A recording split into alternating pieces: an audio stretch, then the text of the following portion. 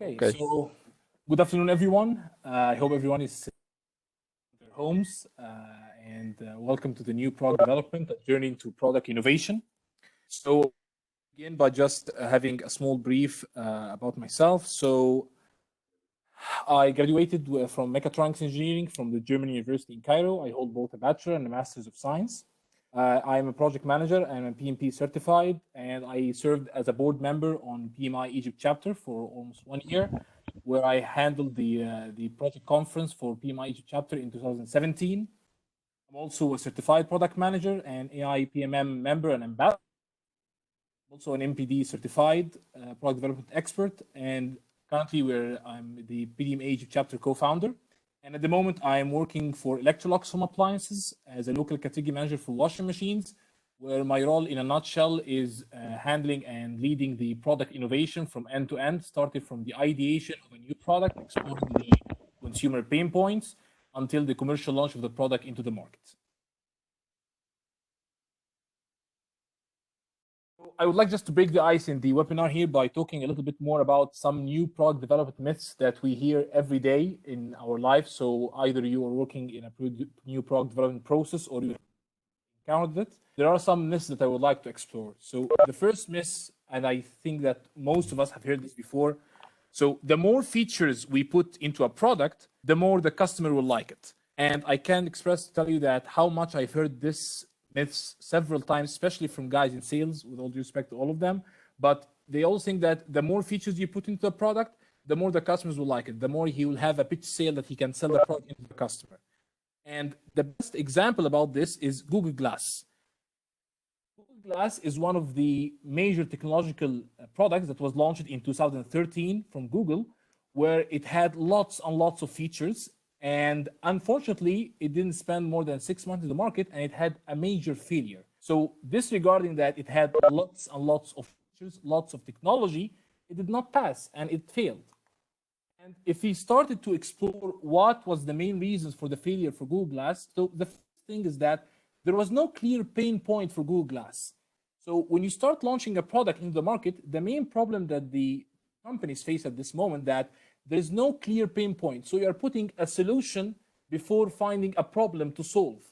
So the solution was before the problem, and that's one of the main reasons that led consumers to think, so why I'm going to use it? What is the benefit for me? So the main problem that companies face in the beginning is providing a solution, especially it's a technological one, before having a problem to solve. The second thing, and was a really big problem for such a device, is that it only had a battery power that's sufficient for almost 5 hours. So that's less than half a full day when you're working outside. And the guys at Google did not account for the technology of the batteries at that point of time, where it did not reach that aspect that it can sustain longer periods of time. So that was also a major reason for its failure. The other thing is that it's very high-end pricing. So a Google Glass in 2013 cost around $1,500. That's a huge sum of money for such a product, and it was not positioned to reflect to mainstream of consumers, but it was mainly to innovation or technology as aspirants. But it was not made for the mainstream of the market. Is the failure of external environmental mapping privacy. And I'd like to give here a small story that was one of the main failures of Google Glass. Google Glass had a camera and a mic where you can actually video and take photographs of your surroundings. And this was completely privacy invading, that consumers thought that if I have someone in a bar or in a restaurant and he's wearing such a glass, he can just video everything we're saying without anyone knowing, even though it had a small LED light at the front that shows it's doing videotaping. But also Google had to ban developers from doing recognition from this kind of device that can, for example, if I'm standing in a room and I have someone enter this room and the glass sees it or see him, it makes a facial recognition of his face and gets all the information, Facebook, Twitter, Instagram, email account, history, all in front of the person wearing the glass. So the failure of understanding that this is a privacy invasion was that caused Google Glass to fail. So it's not just about features. There are lots of different aspects that has to be considered as well. The other myth is that, and you hear this always from people who are leading projects and people who are in top management, they always say high utilization of resources will improve performance. So if I have 10 employees, they all have to work at 100% of utilization. But because according to the queuing theory, as much as you go increasing the resource utilization, as much as you increase the waiting time of the resource itself.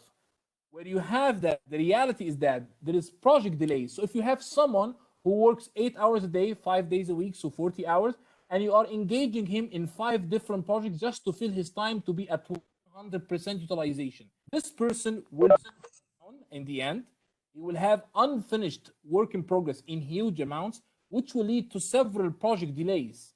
And we just can summarize this by saying that this person is engaged in too much initiatives. So you are putting this person too many initiatives. He is not able to focus in different projects, and you are overwhelming him just out of the myth that if you utilize the resources in a better way at 100% or a high utilization, you increase the performance. But this is actually a myth.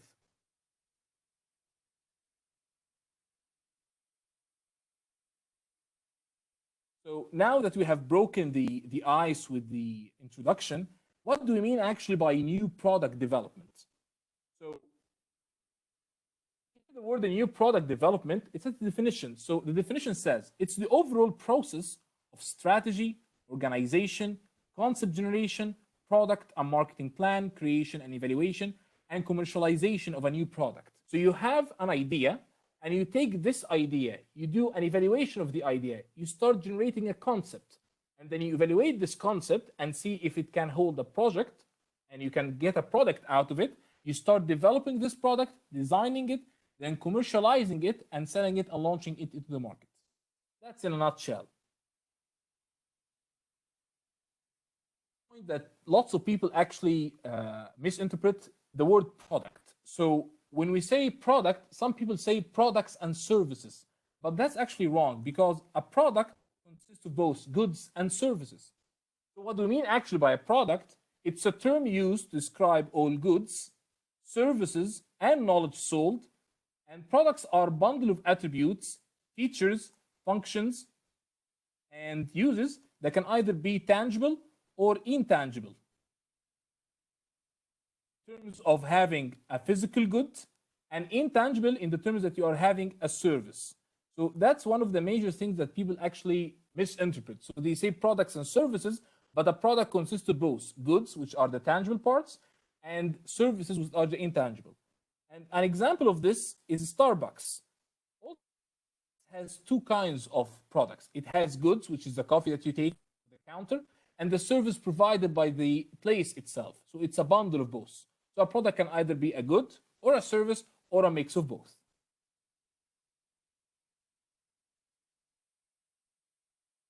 Example products are, for the goods, you have a washing machine, an iPhone, a Tesla car, a shirt. So it's anything tangible.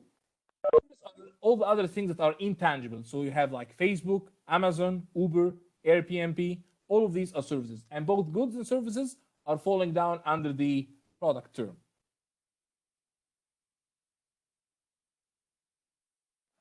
Some people try to understand, okay, so I have an idea and start to evaluate this idea and make a product and launch into the market. So are there several types of new product development? Yes, there are several types. And if we try to explore this, you can see in the picture here,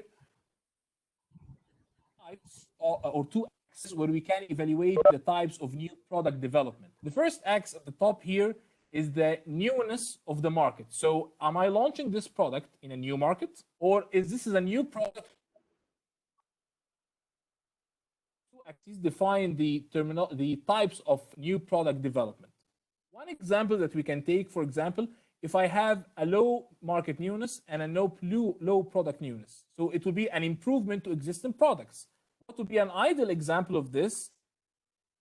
Gillette, from the early 19th century, started to improve on its existing products. As you can see from the picture here, they started evolving the product on several years until it reached this form in 2014. It's not a completely new product. It's not a completely new market. So they are just improving on existing products. That's the first type. And kind of improvement of existing products as the main, how can I say this, as the main stream of their profit, because this is like the cash cow for them.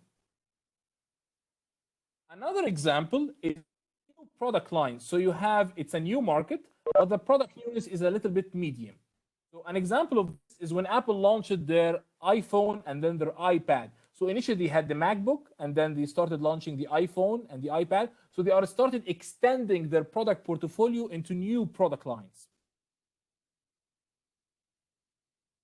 We all hear the term cost reduction. So when we do a cost reduction, it's, let's say the market's still new, but it's a medium product. So an example of a cost reduction is 5S, which was launched in 2015. So what Apple basically did is that they launched an iPhone 5S with metallic casing, and they thought that this was a little bit of an expensive product, so they wanted to do a lower cost version and a lower price version of this. So they launched the iPhone 5C with a plastic casing product.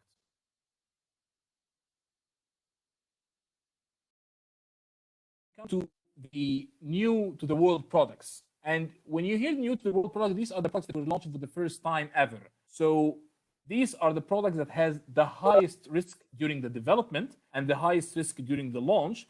And this is where most companies are putting the huge sum of money into its R&D. So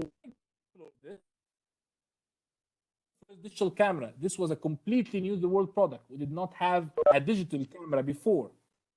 The other is a service, the car sharing service. This was completely new. As long as we had also, yes, taxis that we can call and get, but this type of new service from Uber was basically a new to the world product that led several other companies to start launching a copycat.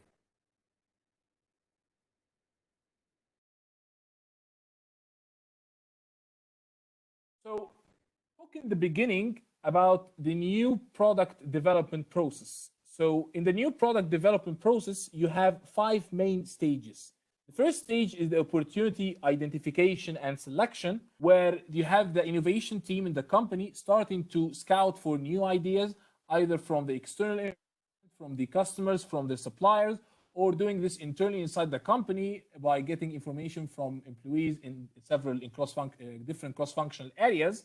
So I remember the first time when I joined Electrolux, we had something called iJam. It was a platform where every year we had a new, let's say we wanted to explore an idea into, for example, refrigeration or into cooking, and we had lots of people putting different ideas. And this can be the initial part where the company starts to explore the opportunity and the different opportunities that are coming from the internal people who are working inside the company itself. After we get all the opportunities and the ideas, we have the concept generation phase, where we take this idea, either it is in the form of a new technology, or in the form of a need, or in the form of physical form, and link it with something else. So if I have a need, I'm looking for a technology to make a simple concept. Afterwards, we start evaluating this concept and starting to study it in qualitative and quantitative matters. And afterwards, we start to design and develop this kind of concept into a new product. And afterwards, we start into the launch. Look at the graph on the left. The most important thing that happens in the process is that there is lots of ambiguity and unclarity at the beginning. So you start having an idea and you start developing this idea and enhancing it time after time until you start to generate a small concept. And as we go from the idea to the concept to the evaluation concept itself into a prototype and then to a full product, the clarity of the product itself starts to increase more and more, and we have a higher market value of the product itself. Now, for every stage that we have for the new product process, either the opportunity, the concept, the evaluation, development, we have to try to evaluate, should we go to the step or not?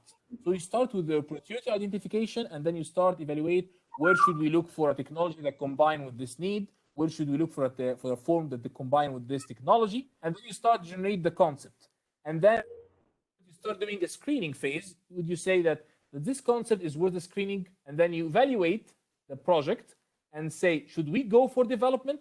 And at this point, the spending is not that huge, so that's why many companies start to put some sort of where they do a deeper analysis. They start development, lots of costs are incurred by the company, and it becomes really difficult to go back. And after development, you start going back and forth, understanding if this development is working. You have a prototype, you start testing it with the consumers, and then you do the launch. And afterwards, you start evaluating, was it a successful launch or was it a failure?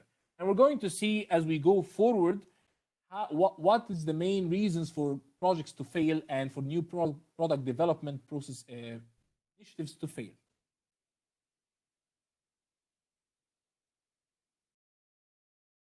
So there is something called a stage gate, as we explained before. So one example is that you have a discovery stage, and then you have the idea screening, which is the first gate. Then you have the adjustment of the scope of the idea, and then the second screening, and then you build a business case, and then testing and validation, and then launch and post-launch review. Now, the stage gate is like a linear process where you pass through several gates and finalize each process. Then you go to the gate to get an approval to continue the next phase or not. And I would say that the stage gate is not a problem, but the problem that we're seeing nowadays that companies misuse this kind of stage gate and blame at the end that the product has failed because we followed a linear process, not an agile one that has several iterations. But the stage gate in itself has its different products where you can use it, but it's not the main reason that why companies are failing. Companies are they use the stage gate because they are misusing it, not because it has problems.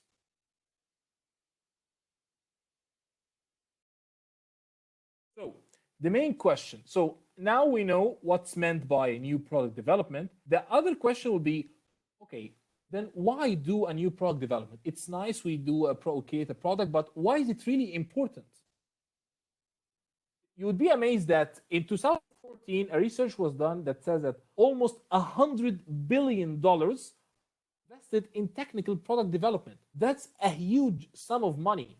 And that is almost 7 years ago. How much this amount is today.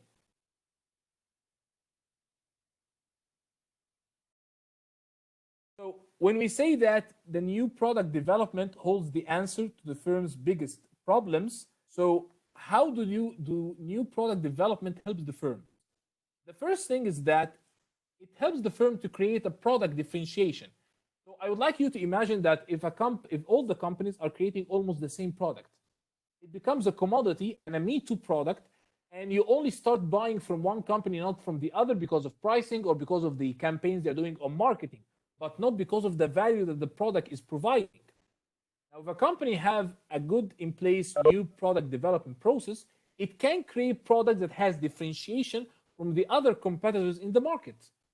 And having a product that's differentiated gives the company the competitive advantage that it needs to compete in the market and has its own place and positioning inside the market.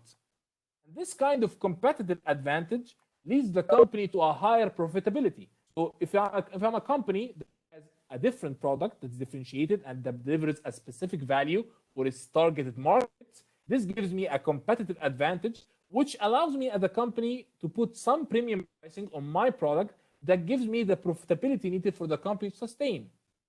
If I have this kind of profitability, I will have my own market share that helps me to sustain business. So the main target is having business sustainability in the end. So you have heard before from different websites, different articles, that product failures reach up to 90%, but I would like to say that this is not actually right. Product failures is at around 40%. So almost 40% of all new product development launches fail every year. And let's into a more deeper. So let's say I have 100 idea. These 100 idea goes initial screening. And through the initial screening, they are reduced into 70 ideas. And then these 70 ideas, when they are going through, they are being reduced into 50 concepts. And then going through the development, out of these 50 concepts, only 30 new developed products will be developed. And then even when you have the 30 developed products, only 25 of them are launched. And out of these 25 launched products, only 15 products are successful. Now, you would tell me, okay, you said 40% in the beginning, and now we see 15 out of 100. No, the 40% I was mentioning is the percentage of successful products of the total launched products. So 15 out of 25 is 60%. So this is the percentage of success of launched products, 60%. So we have 40% failure rate of products that are launched into the market. And we can actually see that every year we have lots and lots and lots of applications, for example, on iOS, Apple Store, or Google Play, and several of these applications don't make it to the next year. So we have a very high percentage, maybe with more than 40% in the software industry especially. Example of product failures is Apple Newton Message Pad. So this is a little bit an old product, but it has lots of lessons learned that we can take a look at. So this product signifies the risk of putting benefits last. So the early 2000s developed a product called Newton Message Pad. So basically, this was like a small tablet. You can actually start writing on it, and the software recognizes your handwriting and converts it into text. Now, this kind of product have failed miserably due to several reasons. The first one, there was no clear pain point. So the guys at Apple started as the guys at Google started putting a technology into the market without a clear pain point tackled. At that point of time, people were using a simple pen and paper to document or to write things, and the value that was coming out of this Newton Message Pad was not really that good. The other problem was the fast launch without proper minimum viable product. So if you start searching on this on the internet, you will find that one of the main reasons that caused its failure that the software had lots of glitches in the text recognition. So you can actually start writing, but it does not recognize the text you're writing correctly, which was the main core messaging that they put behind this kind of product. So they did not do a minimal viable product, and they did not do they did a fast launch without a proper one. The other thing is its cost. So it was valued at that point of time at about $600, which is now taking account the inflation, around $1,200 for this kind of product. So it was a very high cost versus the substitutes, which was at that point of time a simple pen and paper. Also, it was missing the voice of customers. So Apple at that point did not take lead customers or do a very intensive research on such a product, the voice of the customer, and that was the last straw that caused this product to completely fail and disappear from Apple's portfolio.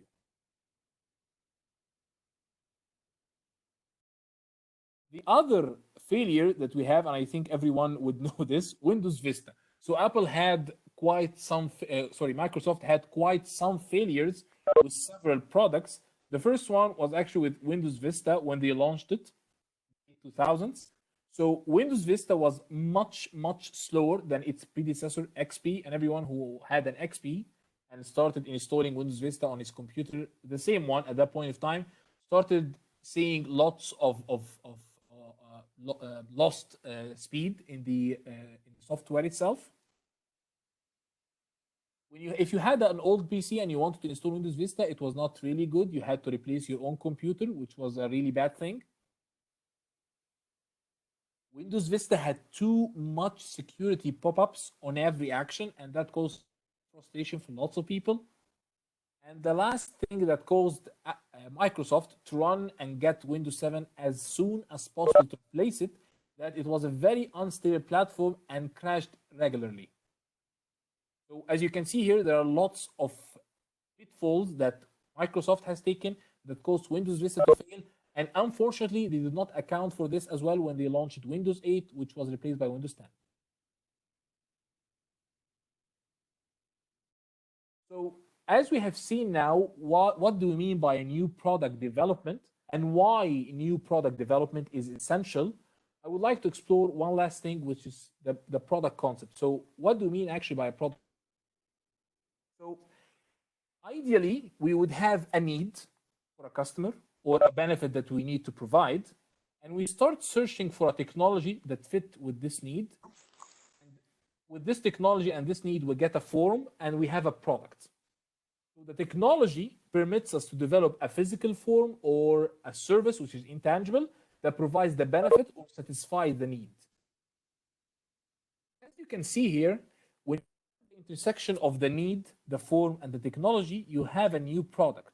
And any combination of two of them is called the concept. So a concept is a combination between a need and a form, or a need and a technology, or a form and a technology. And from my perspective, I would say that the most important two are the need and form, and the need and the technology. Having a form, and the technology, and looking for and having them to look for a need to satisfy, and some companies misuse it. So, for example, several companies are starting to express that they are having a solution, and with this solution, they start looking for a problem that this solution can solve. And this is completely the wrong path.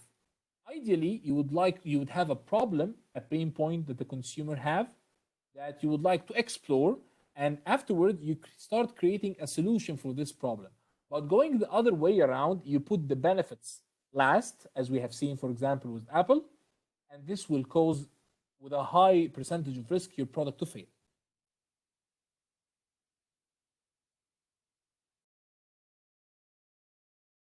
The last part is that I wanted to let you know that for concepts, we can have one concept, for example, a need technology concept, and based on this concept, we have several different physical forms. So, for example, let's take this example. A brush that contains detergent which is refillable. So, this is the technology. Easy for the customer to attach the brush, and this is the benefit. So the benefit that it's easy for the customer to attach it to the brush, and the technology is the brush contains a detergent which is refillable. This same concept has been used by three different companies to produce three different products of three different physical forms. So with Lysol, it's an aerosol of cleanser that's mounted on the brush, and you push here, and you have the aerosol pushing here, and you use this kind of brush to clean the toilet. If you take a look on the scrubbing bubbles, it uses a disposable pad. So it's a disposable here, while the brush here is not disposable, so it's a different form, and it's a pad. Here you have a brush. With the Clorox, you have a round disposable sponge instead of a pad. So having a concept does not, having several companies having the same concept does not mean that they will all produce the same product. You can have one concept of a technology and a need that you can develop different physical forms based on.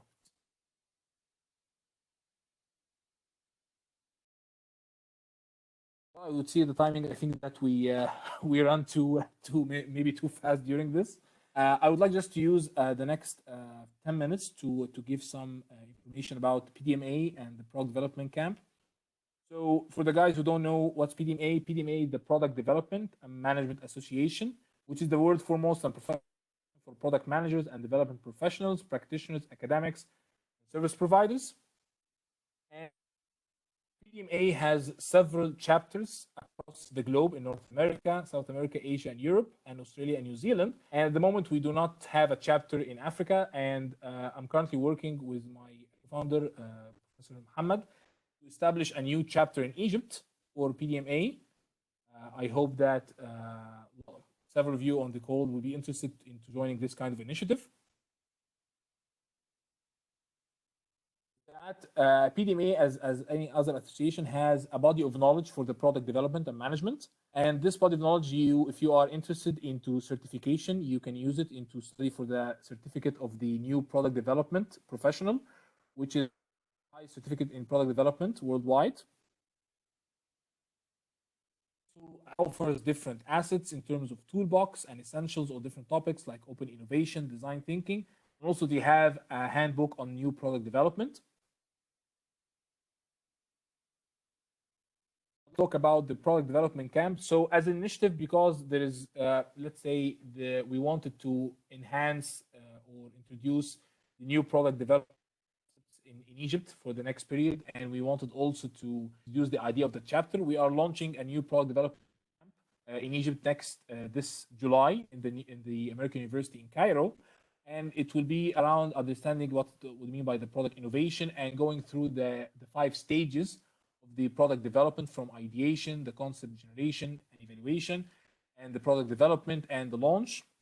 And it will be a hands-on workshop.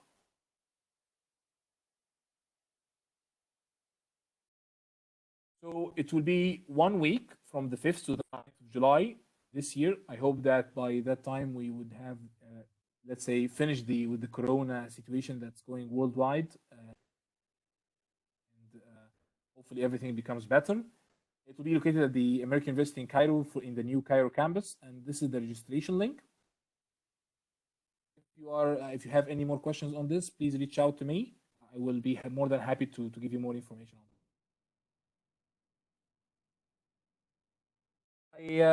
I'm really finished too early during this presentation, about 29 minutes early. I think maybe I was too afraid to have too much details, but I think we have lots of time for Q&A.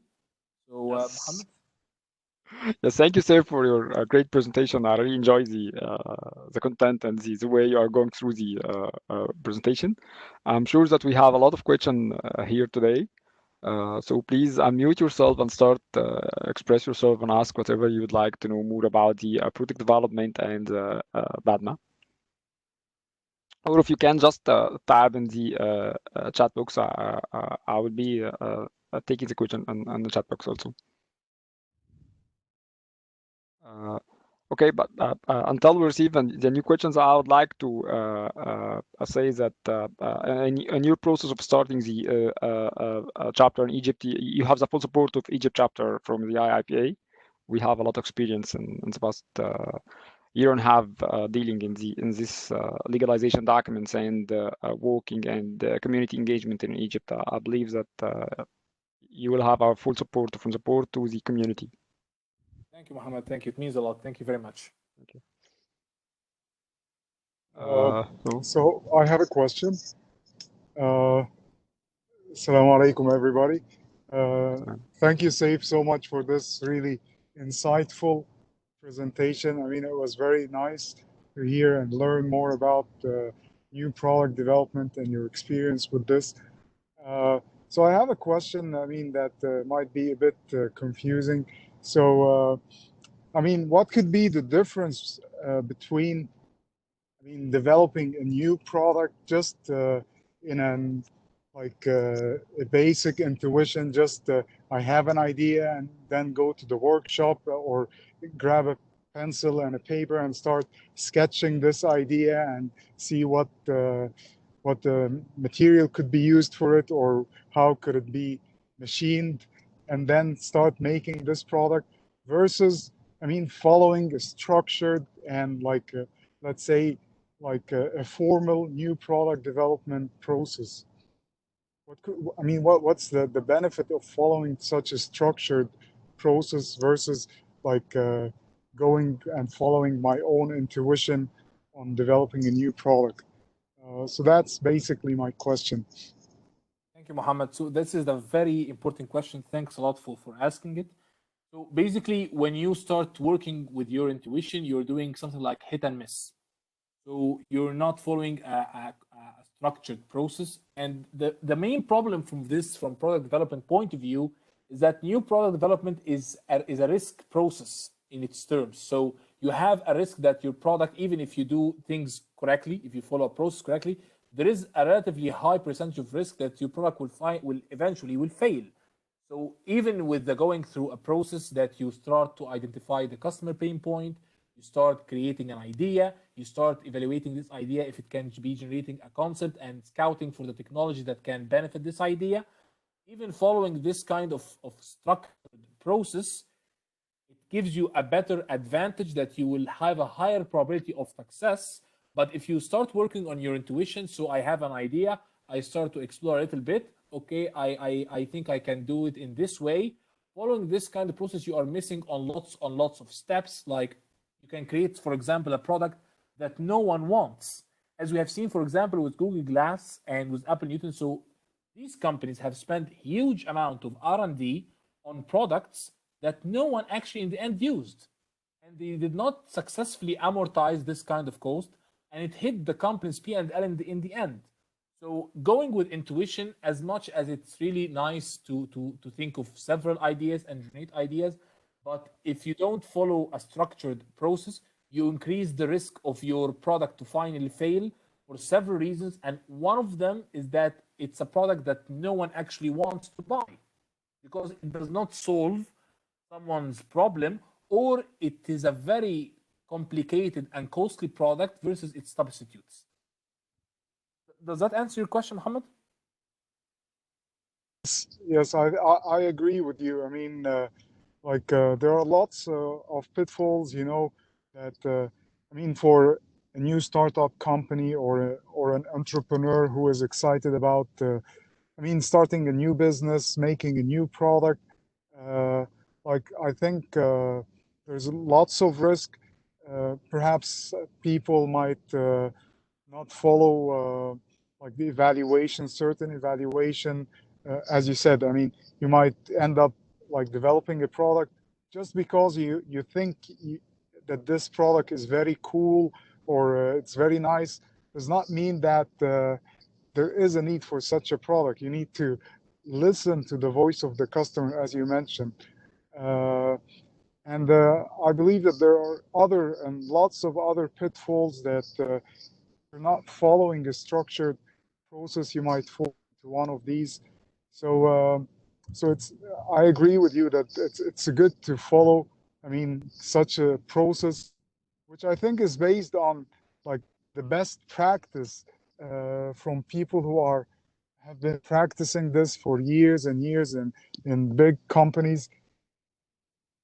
I think you perfectly answered this question. So thank you so much. Thank you. Mohammed, can you we have there are a few questions, right? We have another question. Someone is Ahmed is asking if the bootcamp is including a certification for new product development, and he's asking about the how does it cost? He mean about the certification.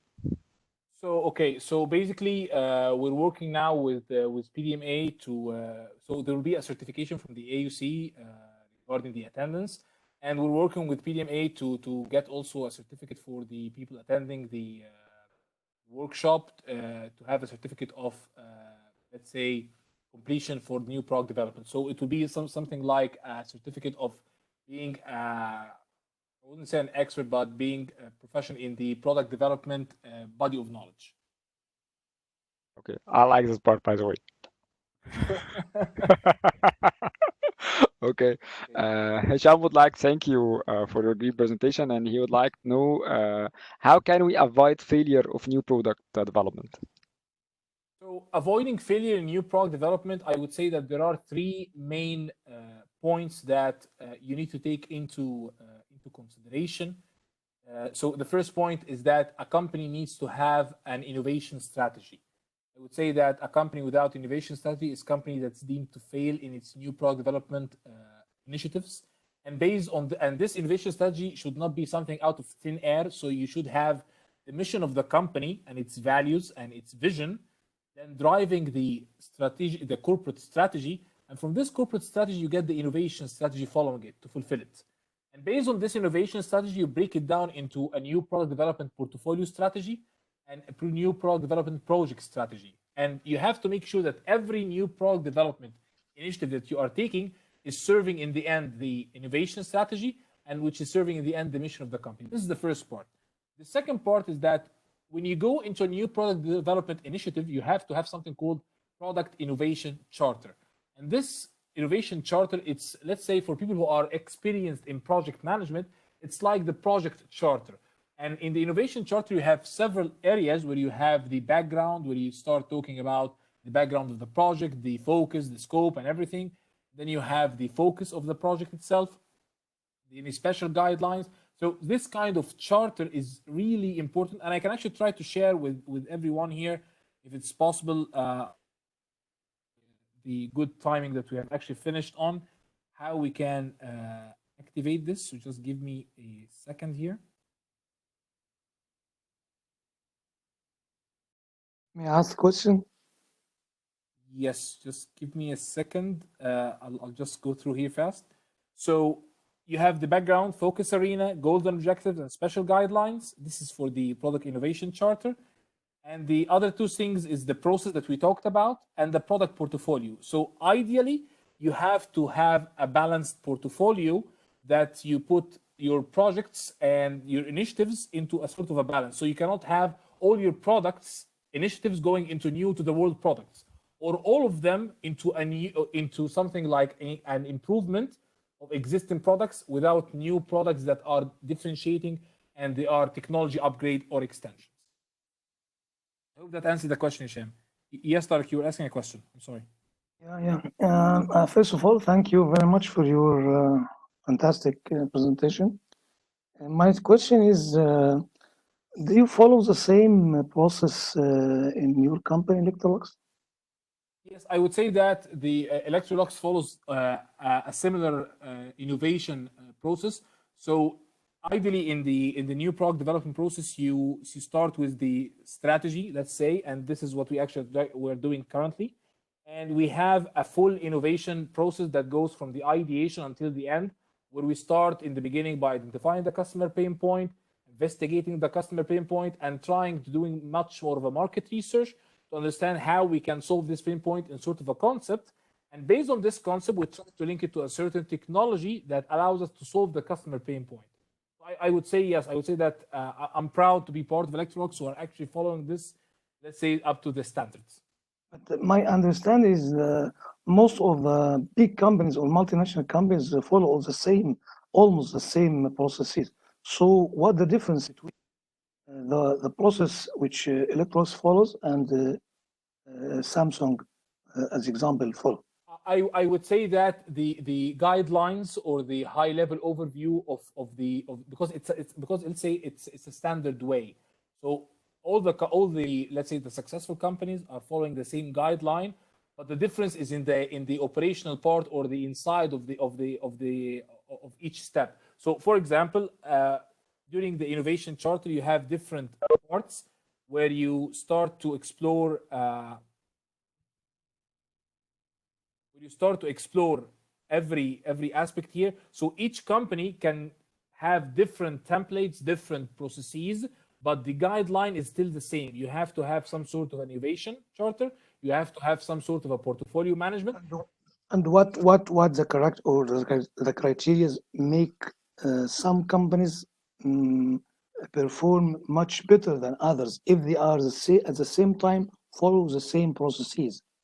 I would say that their execution is much better. So I would say that, for example, some companies do much better research or market research than others, or use better resources, uses better technology like data analytics in analyzing the market trends. They understand the consumer trend much better. They are much faster in their product life cycle. So one of the most frustrating things that companies are facing nowadays is the product development life cycle. So some companies can take up to 1 or 2 or 3 years to get a new product in the market, while other companies can get it in under 6 months.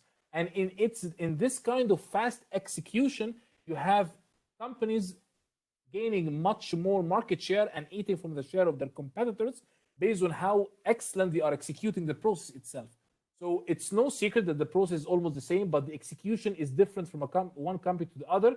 Also, the culture of each company differs. So, for example, if you talk about the Korean companies like Samsung, LG, I would speak, for example, in the consumer goods industry, they have a sort of a strategy that they every 2.5 years, they do a complete refresh of their products, of the complete platform. Are following a global marketing campaigns, trends, where you see almost the same product that's in Egypt, is in Thailand, is in Europe, and they follow the same messaging. So I think the execution of each company is what makes them different, and how they execute it is what they make them more excellent than others. And also how much they spent to cover this processes.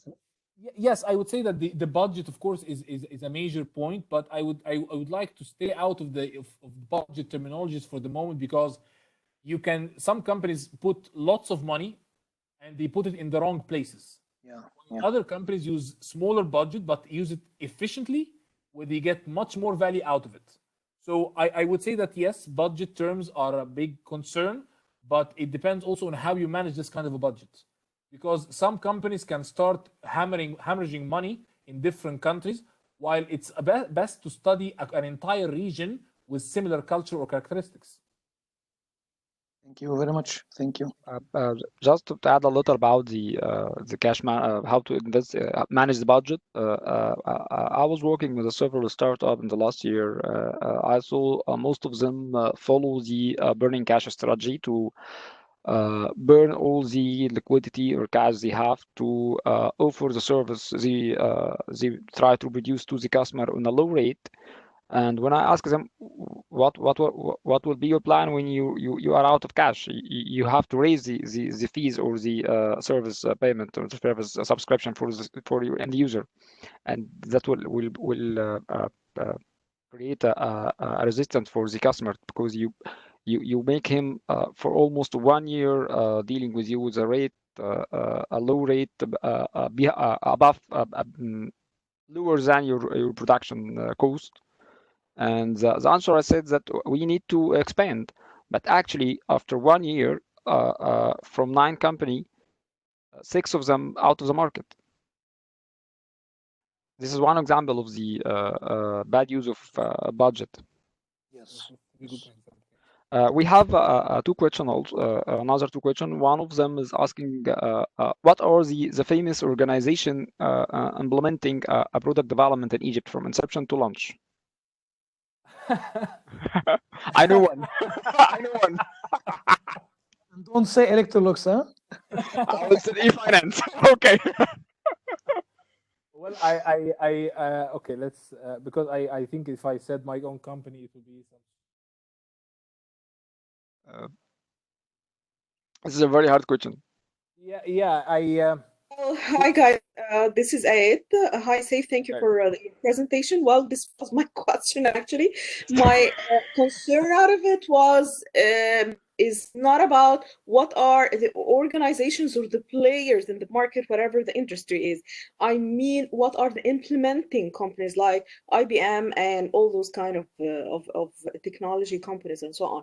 In the sense is that they have a team, okay, in which they go to given company, like for instance Electrosa. I know they have their own internal team, but for instance, okay, and they go first and they start to make a garage or start of kind of thinking, design thinking, and workshops and so on, and they start to move on up to the launch of such a product. So is there's one of the companies here in Egypt that they have such let me say it a vision or a strategy for implementing such a thing, or people prefer to build their own teams from inside and start to build up on their own strategies and so on, and they start to collect 1 or 2 consultants who are already have hands-on experience or SMEs or what have you.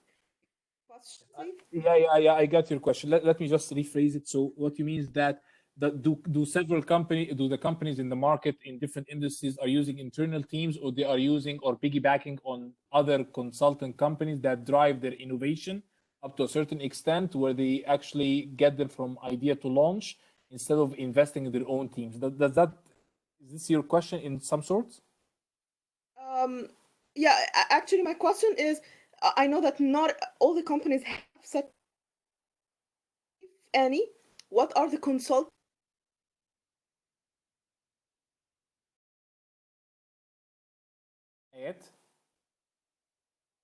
I think she's asking what is a consulting firm that can offer this service.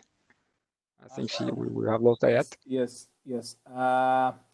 Well, let's say I don't think that there is a market in there in isn't kind of this consultants. there is none in the physical goods industry that I know of, but I think in maybe in software, some companies use their innovation process to support others. But I don't have something at the top of my head at the moment. But let me check and get back to you Ayat on this. Just send me an email. I will put again my contact information. I'll try to get you this information as soon as possible. But I think from product perspective, there is not a company that does this. But I would say from goods perspective, I think from services perspective, yeah, I think from services perspective, there are a couple.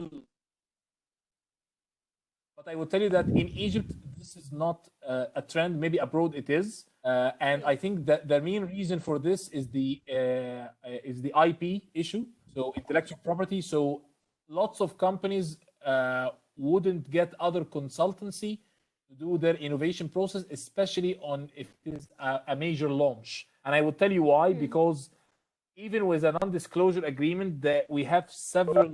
I'm sorry to say this. We have several issues regarding the legislation of this in Egypt. So I think for companies in Egypt, they would prefer to do this their own, because doing this kind of legislation on IP, the laws and rules are not clearly defined, and you can go into courts for several years to fight this. So I would say it would not be a smart move in Egypt for the moment. But I think that going forward with what the government has been doing for the last 3 years, implementing rules and regulations on e-commerce, on digitalization, I think maybe looking 5 to 10 years from now, this would be the trend that companies are reducing cost by not subsidizing, by outsourcing their innovation process completely to consultancy companies that can drive this kind of innovation. Yeah, and I think it's not only and also I guess the consulting is not only, as you said, it's not only about technology or providing the form in which the product would be launched on, but it's mainly about the need, and so this kind of need is needs actually SMEs. So maybe a consulting company would be very innovative and very good in the technology thing or the form thing, but it will not be having those SMEs in each and every industry, So maybe this I'll tell you what. So if you heard the term open innovation, so what big companies are now doing, I'm not sure if it's really implemented in Egypt or not, but lots of major companies are now using open innovation because it's really expensive to do all of the R&D work to get your product out.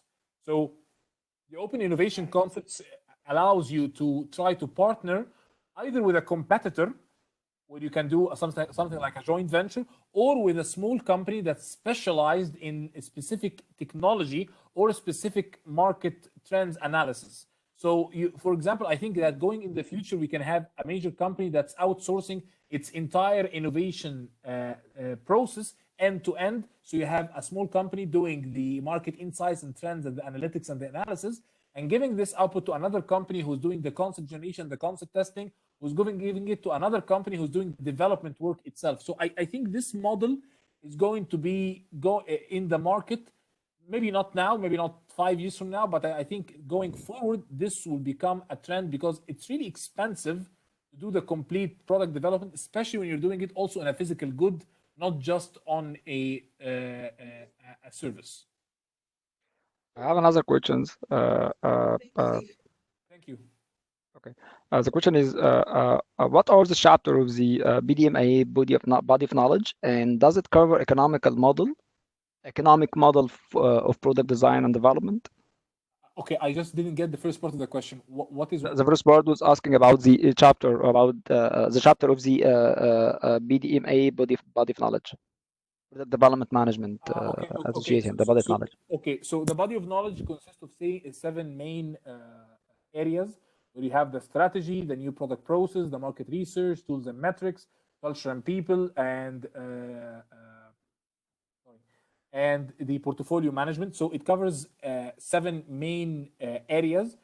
For example, when if you are talking also about similar body of knowledge like the PMI BIM guide, it also covers different knowledge areas. So what PDMA body of knowledge is covering 7 main knowledge areas. And when you're speaking about economical sense, what do you mean by this? I think he's asking about the business model for the product design and development. What do you mean by business model product development? Usually, business modeling is about how to manage the cost and benefits from the process itself. What is the selling price, selling techniques? Has it got to be a subscription model? You know, the different types. Yeah, I get it. Okay. So I would say that going this kind of detail. So in the body of knowledge, you will find lots of information, for example, about the portfolio management.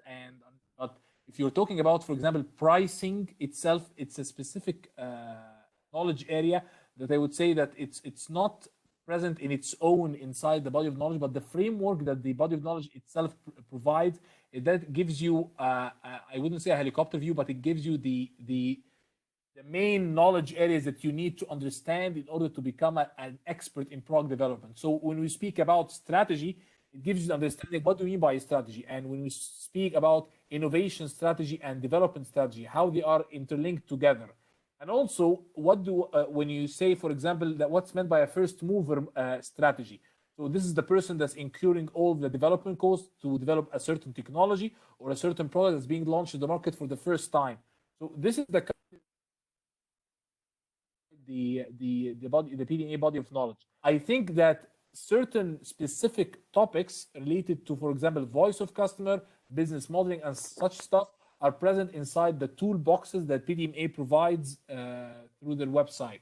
So in addition to the body of knowledge, there are 3 different toolboxes covering the innovation process from end to end. And there are specific essential books. For example, there is one book that's been launched only 2 years ago on design thinking, specializing on design thinking, and it's linked to product development. But I would really be, I would like, if the person who's asking can just send me an email also, and I can just give him a call, or we can chat on this just to answer his question in a proper way. And of course, we have in the business analysis body of knowledge a huge chapter about financial analysis and the business modeling and all these issues that you'd like to know more about. I just received a WhatsApp message from someone asking me why the IIB Egypt chapter is doing a webinar with the Product Development Association in Egypt. My answer is simple and clear. The business analysis role is not focusing only on the software development.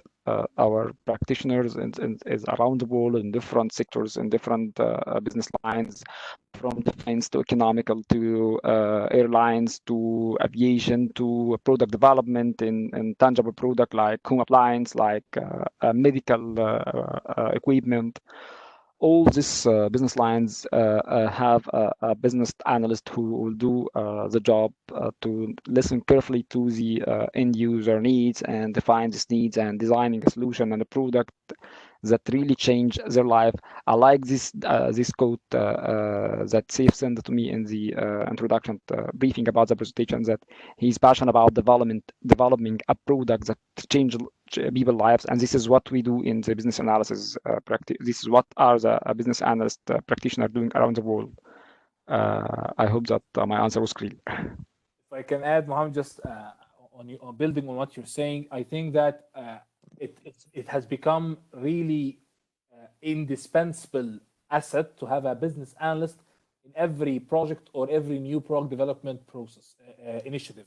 Because if you take it this way, if the project manager is the guardian or the captain of the ship, the business analyst is the navigator of the ship. So losing this kind of asset, I would say that lots of companies and in Egypt are not really, I wouldn't say appreciative, but don't really know what we mean by a business analyst, and they mix this role with other things. And I think that it's one of the main initiatives that IIBA will go on in the future. I hope, of course, that trying to change the perception of how companies perceive a business analyst and how important a business analyst can save money for a company. So if you have your requirements wrong, you will build a completely different and undesirable product. And I would quote that this is something that people have to think about. Getting your requirements correct, getting your requirements correctly from all your stakeholders, and I wouldn't say just the important ones, but the ones that will make a difference. Getting this correct will save you lots of money in reiteration. Simply. Yes, thank you, Saif. We have been working on that a lot in the last 2 years, not only with the private companies, but also with the Egyptian government. And I'm very proud to say that the main digital transformation project running in Egypt now, in the core, in the middle of this project, we have a business analysis team who's taking charge all the requirement management and definition of solution to make sure that they are developed to serve people, not to use technology for using technology. That's really good. Really good. Thank you very much. Thank you. So I don't think we have another question. Last question was asking. It's this question for you, Saif. The question is, how do you see the future of BDMA in Egypt and the region? Yeah, well, I would say that I would see that PDMA in the next 3 years or 2 to 3 years vision is that having a fully established community in Egypt from different industries, networking events, having speakers doing different topics, learning, seeing this effect in different companies where they were launching products with no clear value proposition, changing the business model to have something in the market in a better way. So I would say that I would see that the future is really good for such an initiative. That at some point we will have a very big community of product managers, product development experts, people who aspire to work on this, and that we have also companies working with us into enhancing the development process and mindset in Egypt, that when you have a new product in the market, it has to be differentiated. It has to be done to change something for the better and to deliver some sort of a value that's missing inside the market itself.